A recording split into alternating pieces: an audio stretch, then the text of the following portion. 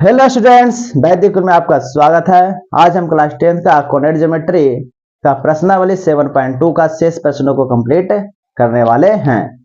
अगर आप इस वीडियो को देख रहे हैं तो मेरी एक सलाह है कि जा करके पहले जितने भी क्वेश्चन बताए हैं कोऑर्डिनेट ज्योमेट्री में सेक्शन फॉर्मूला से संबंधित आप जा करके उसे देखें, उसके बाद आकर के इस वीडियो को देखें तो आपके लिए ज्यादा फायदा करेगा। चलते हैं बिना देरी किए प्रश्नावली 7.2 की ओर। पहला क्वेश्चन है, यदि बिंदु इतना इतना इतना इतना इसी क्रम में लेने पर एक समांतर चतुर्भुज के शीर्ष हो तो एक्स वाई के मान ज्ञात करिए। पहले समांतर चतुर्भुज की बात हुई है तो पहले हम एक समांतर चतुर्भुज ड्रॉ करेंगे।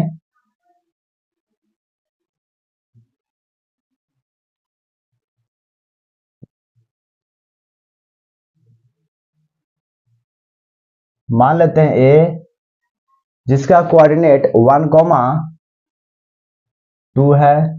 इसे मान लेते हैं बी, जिसका कोऑर्डिनेट 4, y है। इसे सी मान लेते हैं, जिसका कोऑर्डिनेट 6, है। और इसे डी मान लेते हैं, इसका 3, 5 है। ठीक, ये समांतर चतुर्भुज के शीर्ष हैं। अब हम यह करते हैं कि ए को सी से मिलाते हैं और डी को बी से या बी को डी से, तो यहां पे दो विकर्ण हो गए। अब हम जानते हैं कि समांतर चतुर्भुज के विकर्णों जो है वह एक दूसरे को क्या करता है, समद्विभाजित करता है। अब अगर हम यहां देखें तो बीडी जो विकर्ण है इसको एसी दो भागों में क्या कर रही है, विभाजित कर रही है, यहां से इधर और यहां से इधर। तो ये दोनों भाग जो विभाजित हो रहे हैं दोनों सेम भाग में विभाजित हो रहा है, यानी इतना बराबर इतना। हम मान लेते हैं कि एसी और बीडी के कटान बिंदु है जो पी है और इस बिंदु का जो निर्देशांक है वह हम मान लेते हैं x, y है। ये जो बिंदु P है इसका निर्देशांक मान लेते हैं x, y है। ठीक, तो AC जो विकर्ण हुआ वो BD को दो भागों में बराबर भागों में विभाजित कर रही है। इसी प्रकार AC विकर्ण को BD है जो दो बराबर भागों में विभाजित करेगी। यानी हम कह सकते हैं कि जब बिंदु P BD पर लेंगे तो ये P मध्य बिंदु हो जाएगा BD का। ठीक, और जब AC पर बिंदु P लेंगे तो ये P है जो AC का मध्य बिंदु हो जाएगा। ठीक, दोनों कंडीशन में जो P है एक ही जगह है। इसका मतलब यानी सेम पॉइंट है। इसका मतलब है कि दोनों कंडीशन में अगर हम x निकालेंगे तो बराबर मान आएगा और y निकालेंगे तो भी बराबर ही मान आएगा। ठीक, तो चलते हैं हम बनाते हैं। पहले हम यह लिखते हैं कि हम जानते हैं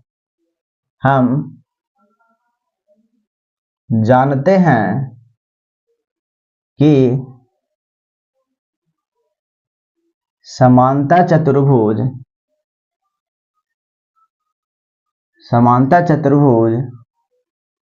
के विकर्ण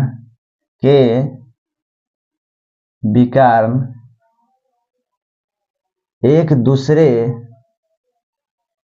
को समद्विभाजित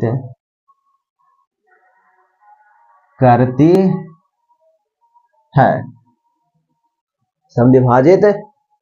है। ठीक, तो हम यह बोल सकते हैं कि BD का मध्य बिंदु P है और AC का भी मध्य बिंदु P ही है। तो हम ऐसा चलते हैं, पहले हम मान लेते हैं कि AC के मध्य बिंदु P है, AC के मध्य बिंदु P है, वहां से x और y निकाल लेंगे। फिर मान के चलेंगे कि BD है जो BD का मध्य बिंदु P है, वहां से x y निकाल लेंगे।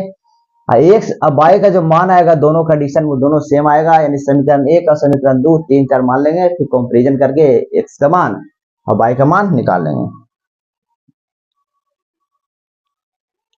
देखिए यहां पे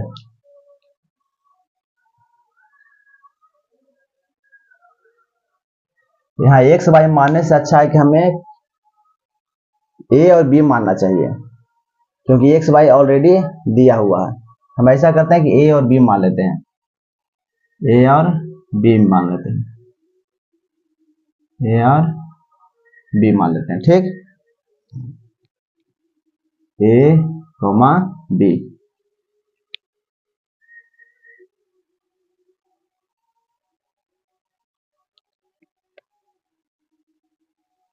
ए कॉमा बी मान लेते हैं।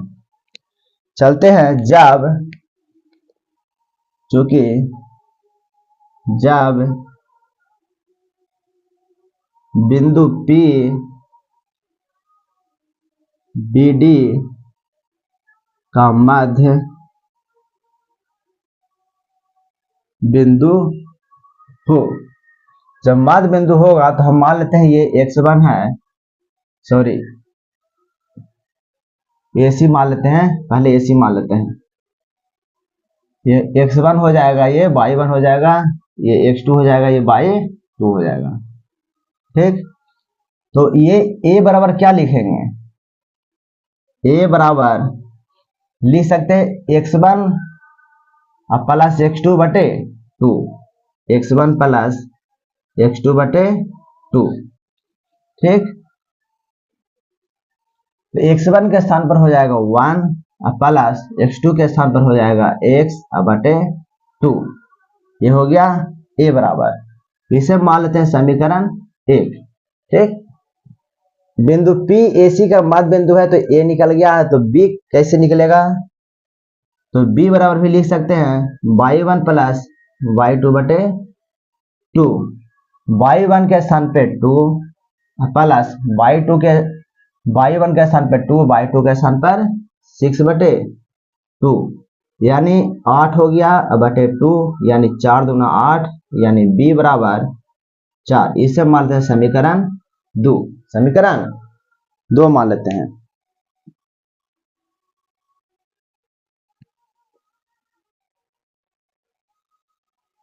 अब हम चलते हैं कि चूंकि जब बिंदु P BD के मध्य बिंदु है, जब बिंदु P BD का मध्य बिंदु हो, तो इस कंडीशन में हम जब a निकालेंगे तो a बराबर x1 प्लस x2 बटे 2। अब क्या करते हैं कि इसको हम x1 मान लेते हैं, ये y1 हो जाएगा, ये x2 तो ये y2 हो जाएगा। तो x1 प्लस x2 मतलब 3 प्लस 4, 3 प्लस 4 बटे 2, यानी 7 बटा 2, ये आ गया a बराबर। इसे मान लेते हैं समीकरण 3, समीकरण 3। अब निकालते हैं b, तो y1 प्लस y2 बटे 2, यहां से y1 के स्थान पर हो जाएगा 5 प्लस y2 के स्थान पर हो जाएगा y बटे 2, इसे मान लेते हैं समीकरण 4। अब क्या करेंगे, यहाँ a है LHS में, यहाँ भी LHS में है, यहाँ LHS में R है, यहाँ LHS B है, यहाँ LHS भी B है। तो समीकरण 1 का कंपैरिजन 3 से और समीकरण 2 का कंपैरिजन 4 से करेंगे तो RHS क्या हो जाएगा, बराबर हो जाएगा, तो x निकल जाएगा, यहाँ RHS बराबर हो जाएगा तो y निकल जाएगा। आप इसे स्क्रीनशॉट ले लें ताकि हम आगे बता सके। Thank you. अब चलते हैं समीकरण 1 एवं समीकरण 3 से।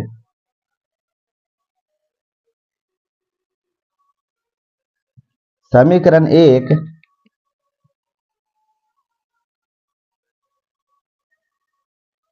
एवं समीकरण 3 से, तो LHS जब बराबर हो गया तो RHS क्या हो जाएगा, बराबर हो जाएगा। तो हम ऐसे लिख सकते हैं 1 प्लस x बटे 2 बराबर, यह हो जाएगा 7 बटा 2, 7 बटा 2, 2 से 2 कैंसिल हो गया, तो 1 प्लस x बराबर 7 हो गया। x बराबर 7 माइनस 1 हो गया, x बराबर 6 हो गया, x बराबर 6 हो गया, यानी x का मान निकल गया। अब चलते हैं समीकरण 2 एवं समीकरण 4 से। समीकरण 2 एवं समीकरण 4 से, समीकरण 2 एवं समीकरण 4 से तो इसको हम लिख सकते हैं 5 प्लस वाई बटे 2 बराबर 4।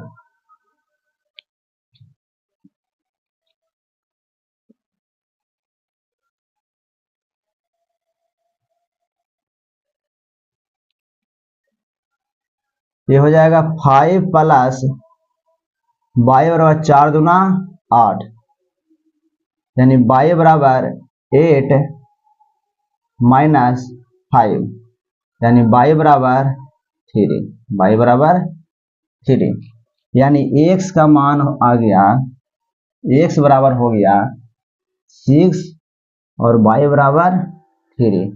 यही क्या हो गया, आंसर हो गया। इसे आप स्क्रीनशॉट ले लें। अब चलते हैं क्वेश्चन नंबर 7 की ओर।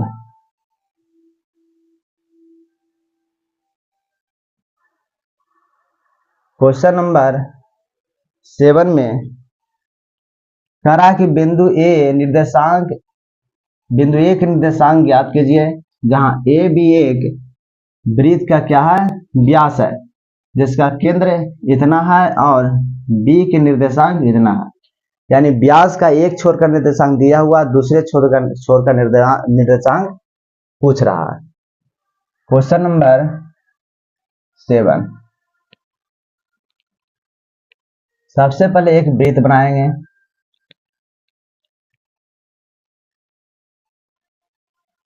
वृत्त बनाएंगे, एक व्यास खींचेंगे, इस व्यास का एक छोर मान लेते हैं ए है, दूसरा छोर बी है। अब बी का निर्देशांक दिया हुआ है 1,4।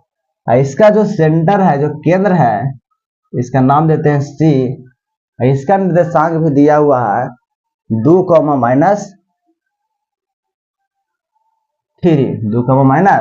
-3। अब ये जो दूसरा छोर बचा हुआ है, इसे मान लेते हैं कि इसका कोऑर्डिनेट a, b है, b है। तो अब इसको हम इस प्रकार से दर्शा सकते हैं कि ये x1, ये y1, ये x2, ये y2, ये x, y। ध्यान दीजिए, ये जो व्यास हुआ इसका केंद्र C है, मतलब वृत्त का केंद्र C है, तो इस व्यास का जो मध्य बिंदु है ये C है। क्यों? क्योंकि इधर भी त्रिज्या है और इधर भी त्रिज्या है। अब वृत्त के त्रिज्या आपस में क्या होते हैं, बराबर होते हैं, बराबर होते हैं। इसका मतलब ये C जो पॉइंट है ये बीचों बीच में है, ये B के बीचों बीच में है। यानी मध्य बिंदु के फॉर्मूला से चलेंगे तो x बराबर लिखेंगे x1 प्लस x2 बटे 2, फिर y बराबर चलेंगे तो y1 प्लस y2 बटे 2। यहां से हमें a और b निकल जाएगा।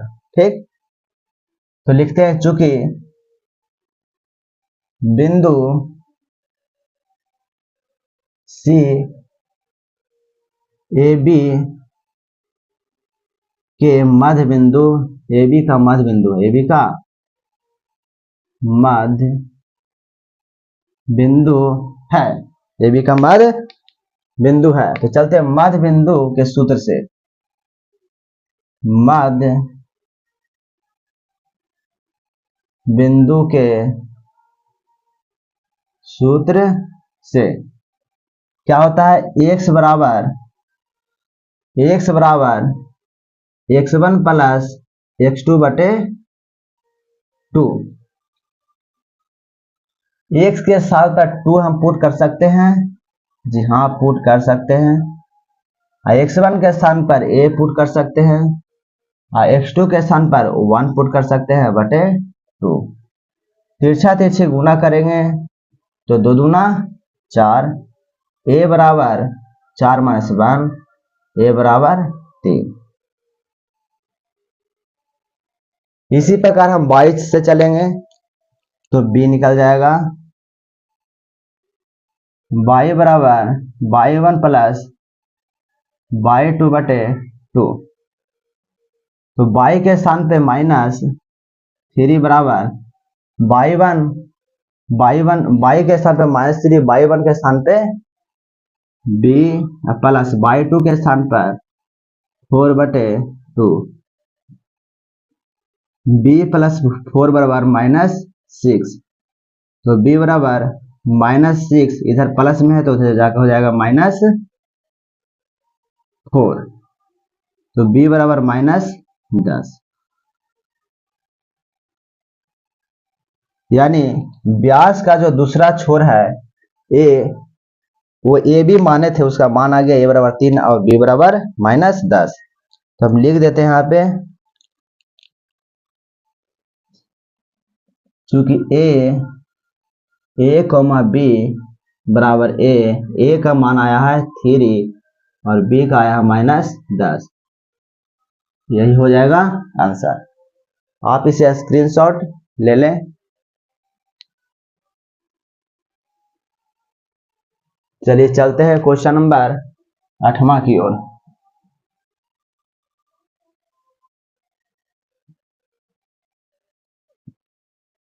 आठवां क्वेश्चन में कह रहा है कि यदि ए बी क्रमशः इतना इतना हो, P के केंद्र बिंदु P के निर्देशांक ज्ञात कीजिए ताकि AP बराबर इतना है और P रेखाखंड AB पर स्थित है। सबसे पहले तो AB रेखाखंड हमको बनाना पड़ेगा। क्वेश्चन नंबर 8, मान लेते हैं कि बिंदु A यहाँ पे है, इसका कोऑर्डिनेट -2, -2 है। एक B है, इसका कोऑर्डिनेट 2, -4 है। A से B को जब मिलाएंगे, A को B से जब मिलाएंगे तो यह एक रेखाखंड बन गया। और बोल रहा है कि जो P एक बिंदु है जो AB पर ही स्थित है। तो मान लेते हैं कहीं पे है P, यहाँ मान लेते हैं P है, तो कह रहा है कि P का निर्देशांक ज्ञात करिए। तो इसका हम निर्देशांक क्या मान लेते हैं, कुछ मान लेते हैं A और B, A और B नहीं तो x, y भी मान सकते हैं, x, y मान सकते हैं। ठीक, डायरेक्ट हम x और लिख देंगे, x1 प्लस x2 बटे ये सेक्शन थोड़ा लगा देंगे, है ना।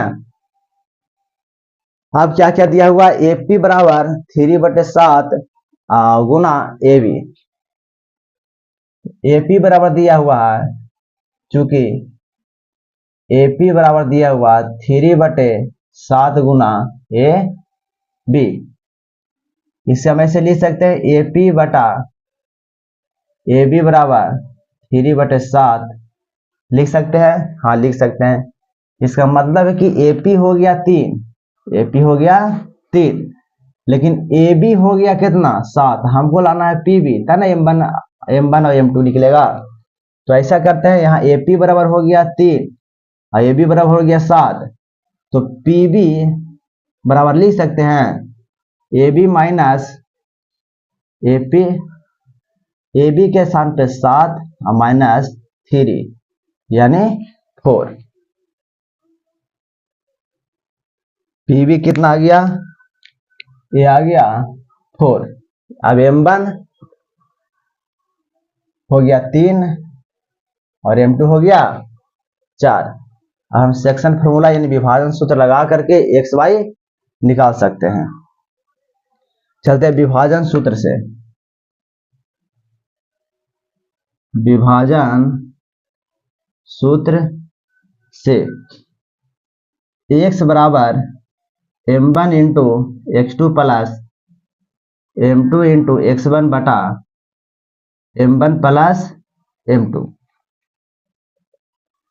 ठीक, M1 के स्थान पे 3 गुना x2 के स्थान पे इसको मान लेते हैं x1, ये y1 हो जाएगा, ये x2 ये y2 हो जाएगा। x2 के स्थान पे 2 प्लस m2 के स्थान पर 4 गुना x1 के स्थान पे -2 बटा m1 प्लस m2 यानी 3 प्लस 4, ये हो गया 6 - 8 बटे 7 यानी -2 बटा 7।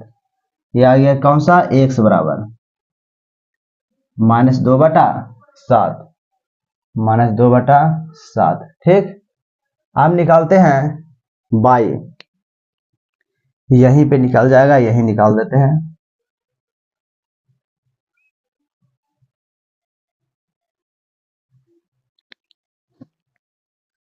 y बराबर m1 into y2 plus m2 into y1 बटा m1 प्लस m2। m1 के स्थान पे 3 इंटू y2 के स्थान पे -4, y2 के स्थान पर -4 प्लस m2 के स्थान पे 4 गुना y1 के स्थान पे -2 बटा m1 प्लस m2 यानी 3 प्लस 4।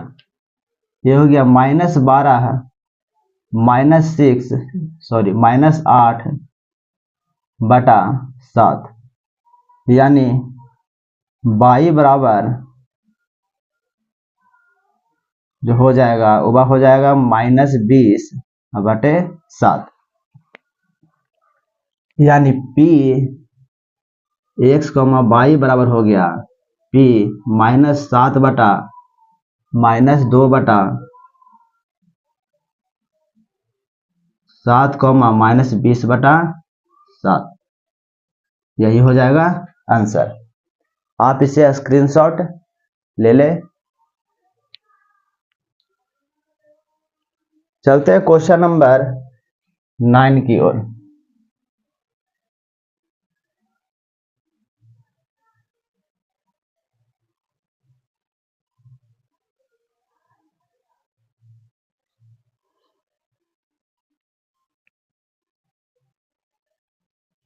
क्वेश्चन नंबर 9 में कह रहा है कि बिंदुओं ए बी को जोड़ने वाले रेखाखंड ए बी को 4 बराबर भागों में विभाजित करने वाले बिंदुओं के निर्देशांक ज्ञात कीजिए।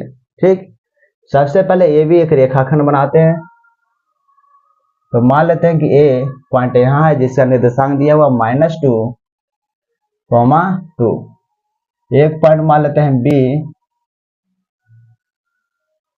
ये है 2, 8।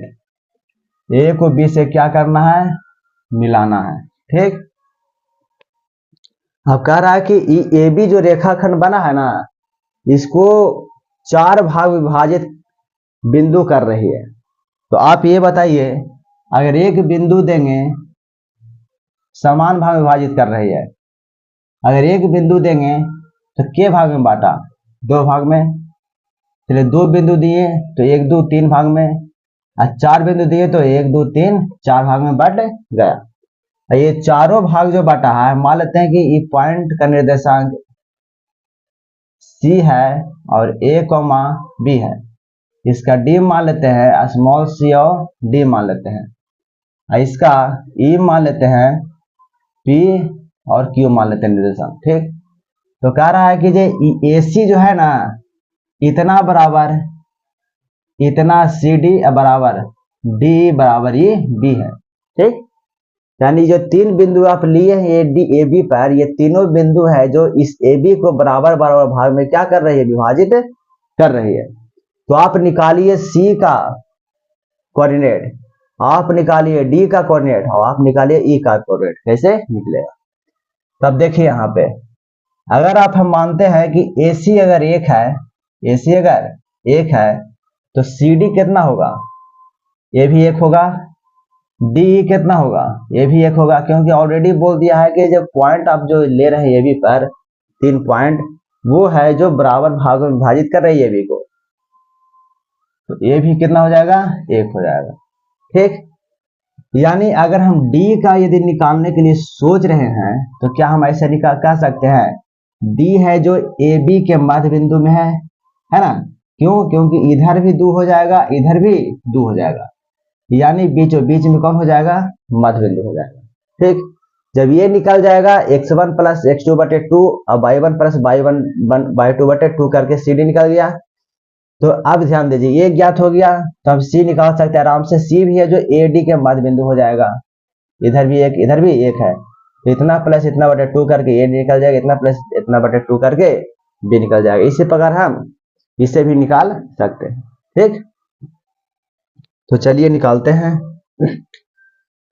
सबसे पहले लिखते हैं कि बिंदु सी डी तथा ई है जो ए बी को बराबर भागों में विभाजित, यानी 4 बराबर भागों में विभाजित कर रही है। आता है ए सी बराबर 1, सी डी बराबर 1, डी बराबर 1 और ई बी बराबर 1। ठीक, लिखते हैं चूंकि बिंदु सी डी तथा ई रेखाखंड ए बी को 4 बराबर भागों में विभाजित कर रही है।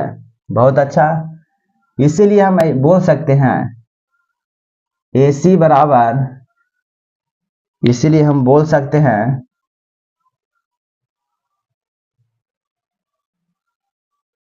AC बराबर CD बराबर DE बराबर EB बराबर 1 हम बोल सकते हैं। ठीक, पहले हम चलते हैं ADB लेते हैं, ADB लेते हैं। ठीक, चूंकि पहले फिगर बनाते हैं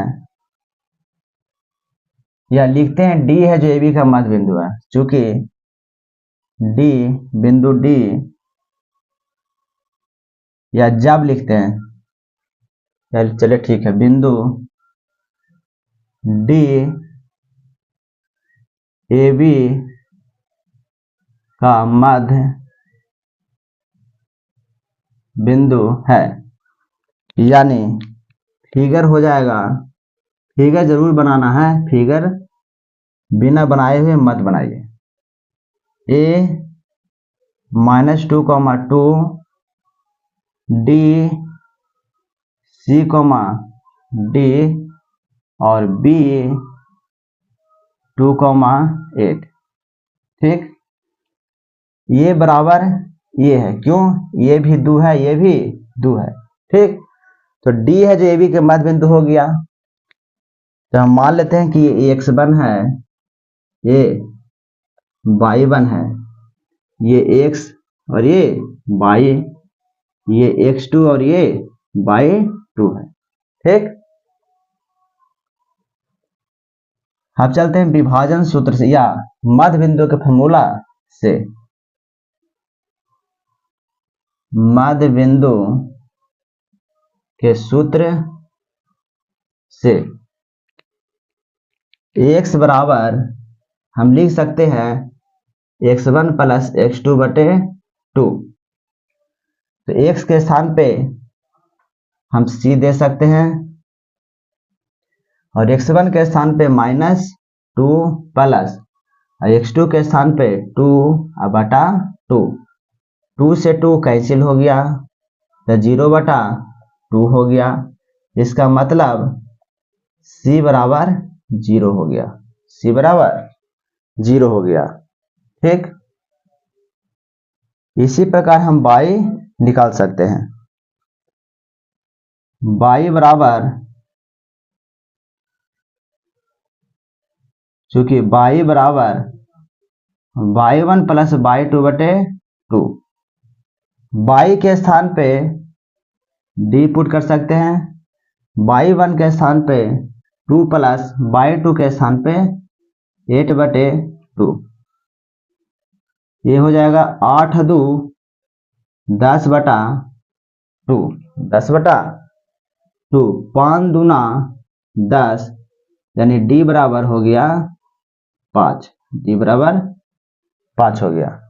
ठीक, डी बराबर 5 हो गया, यानी डी सी डी बराबर आ गया डी सी के स्थान पे 0 और डी के स्थान पे 5। यही हो गया पहला आंसर, यानी 0,5 आ गया। ठीक, अब हम आप चलेंगे ए सी डी से। जब सी पॉइंट सी है जो ए डी के मध्य बिंदु है, तो इतना प्लस इतना बटे 2, इतना प्लस इतना बटे 2 करके ए बी निकल जाएगा।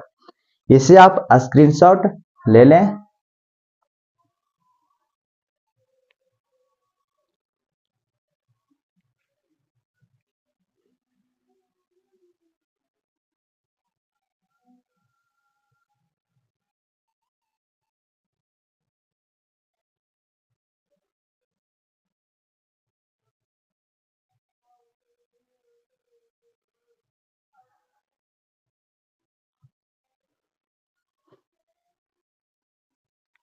अब चलते हैं, चूंकि बिंदु सी ए डी का मध्य बिंदु है। ठीक है, जरूर बनाएंगे। अब ए सी डी को हम बाहर कर देते हैं, लिखते हैं ए -2,2 और सी a,b और डी अभी निकाले हैं 0,5, 0,5 है। ठीक, ए अगर 1 है तो ये भी 1 है। इसका मतलब है कि सी बिंदु है जो एडी के मध्य में है। तो चलते हैं मध्य बिंदु के सूत्र से। मध्य बिंदु के सूत्र से, चूंकि x बराबर, अब मान लेते हैं कि x1 ये y1 x, y x1 x2 और y2, तो x बराबर x1 प्लस x2/2, x बराबर हम a पुट कर सकते हैं, बराबर x1 के स्थान पे -2 प्लस x2 के स्थान पे 0/2, यानी -2/2, 1, यानी a बराबर -1, a बराबर -1 हो गया। इसी प्रकार हम y निकाल सकते हैं। तो y बराबर लिखेंगे y1 प्लस y2/2, y के स्थान पे b पुट करेंगे। अब y के स्थान पे b, y1 के स्थान पे 2 पुट करेंगे, y2 के स्थान पे 5 पुट करेंगे और 2 लिखेंगे। b बराबर 7/2 हो गया, b बराबर 7/2 हो गया, अर्थात C पॉइंट A, B बराबर हो गया C A बराबर -1 और B बराबर 7/2 हो गया, यानी C पॉइंट निकल गया। C हो गया -1, 7/2। अब D B के मध्य बिंदु E होगा तो E निकल जाएगा। ठीक, इसी में नीचे बना देते हैं, चूंकि बिंदु E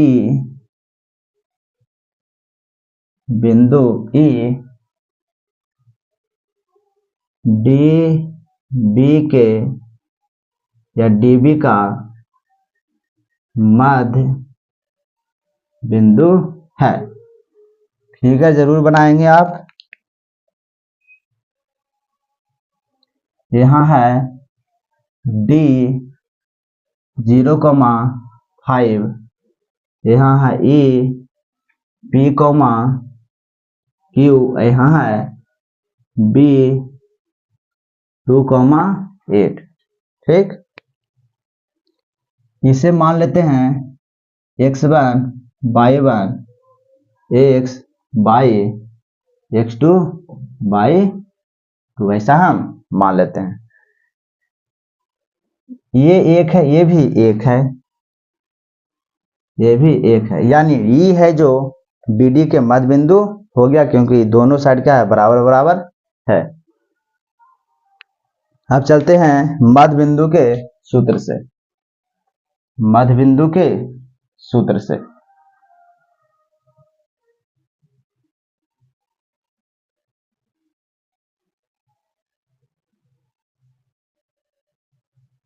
मध्य बिंदु के सूत्र से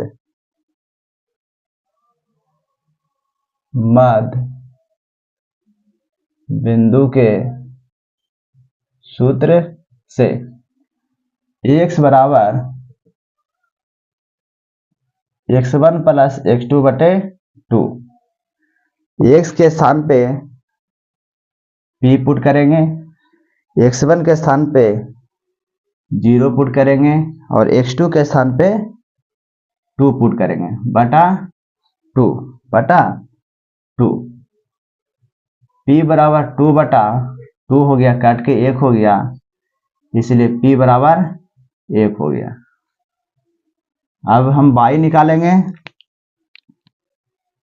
चूंकि y बराबर y1 प्लस y2 बटे 2 हो गया।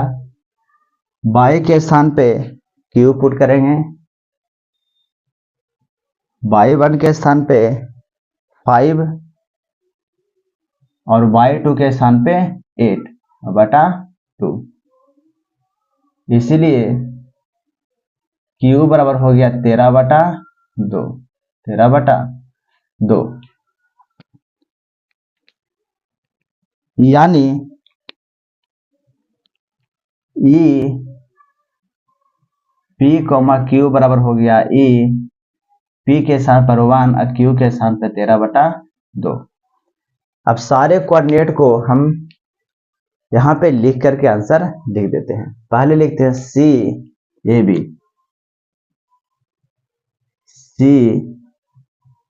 CAB बराबर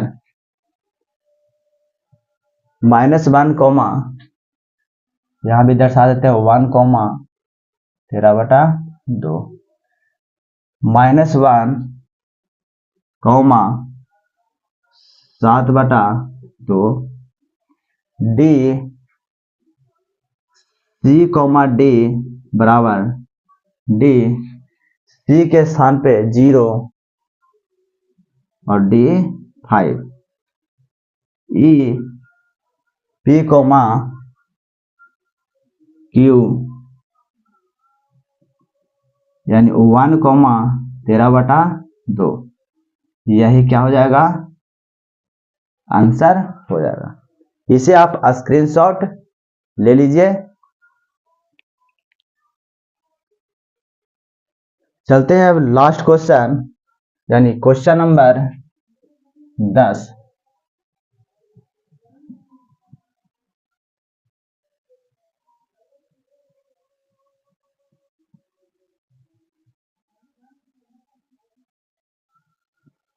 क्वेश्चन नंबर 10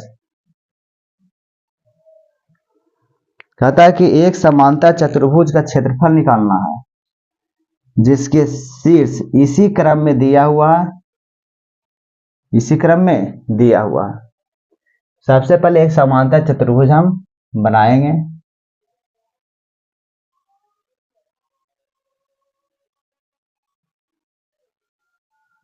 मान लेते हैं कि A है, इसका कोऑर्डिनेट 3, 0 है, ये B है, इसका 4, 5 है, ये C है, इसका -1, 4 है, इसका D है -2, -1 है। ठीक, हम जानते हैं कि समचतुर्भुज का क्षेत्रफल होता है वो तो 1/2 गुना विकर्णों के गुणनफल, विकर्णों के गुणनफल। तब विकर्ण की लंबाई कैसे निकलेगा, तो डिस्टेंस फॉर्मूला से हम निकाल सकते हैं। AC विकर्ण और हुआ BD या DB विकर्ण, तो AC निकलेगा डिस्टेंस फॉर्मूला से और BD भी निकलेगा डिस्टेंस फॉर्मूला से। फिर हम फॉर्मूले पे बैठा देंगे 1/2 गुने विकर्णों के गुणनफल, क्षेत्रफल निकल जाएगा। लिखते हैं चूंकि विकर्ण AC लेकर के चलते हैं,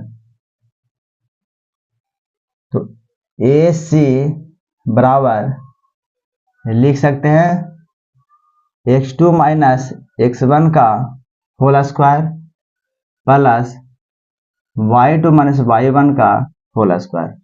ठीक, अब AC में हम इसको मान लेते हैं x1, ये हो जाएगा y1, और इसे मान लेते हैं x2, ये हो जाएगा y2। तो x2 माइनस x1 यानी -1 माइनस 3 का whole square plus y2 minus y1 यानी 4 माइनस 0 का होल स्क्वायर। ये हो जाएगा -4 का होल स्क्वायर प्लस 4 का होल स्क्वायर। ये हो जाएगा √4 चौक 16 प्लस 4 चौक 16 यानी √32। √32 को हम क्या ऐसे लिख सकते हैं, 16 दूनी 32 यानी 4√2। ये हो गया AC।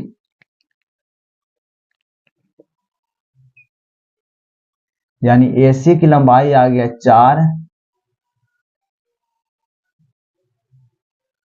4√2। अब इसी प्रकार हम BD की लंबाई निकाल सकते हैं, तो लिखते हैं क्योंकि BD बराबर दूरी सूत्र लगाएंगे तो हो जाएगा x2 माइनस x1 का whole square plus y2 minus y1 का होल स्क्वायर। अब क्या करते हैं, BD में इसे मान लेते हैं x1, ये y1, ये x2, ये y2 हो जाएगा। ठीक, तो x2 माइनस x1 यानी -2 -4 -2 -4 का whole square plus y2 minus y1 यानी -1 और -5 -1 -5 का होल स्क्वायर। ये हो गया -6 का होल स्क्वायर प्लस -6 का होल स्क्वायर, यानी स्क्वायर करेंगे तो 6 छक्का 36 प्लस 6 छक्का 36 यानी √72। 36 दूना 72 होता है, 6√2 हो जाएगा। यानी BD हमें आ गया, ये आ गया 6√2। यानी विकर्ण की लंबाई AC और BD हमें ज्ञात हो गया। अब डायरेक्ट हम लिखेंगे समचतुर्भुज के क्षेत्रफल 1/2 गुने विकर्णों के गुणनफल।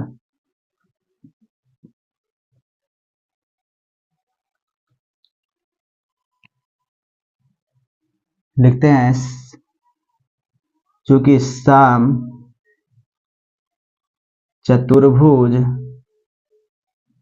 के क्षेत्रफल या समचतुर्भुज का क्षेत्रफल बराबर 1/2 गुना विकर्णों का गुणनफल यानी AC गुना BD, AC गुना BD। तो AC कितना है,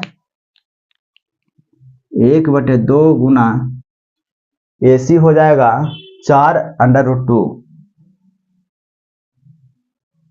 और BD हो जाएगा 6√2।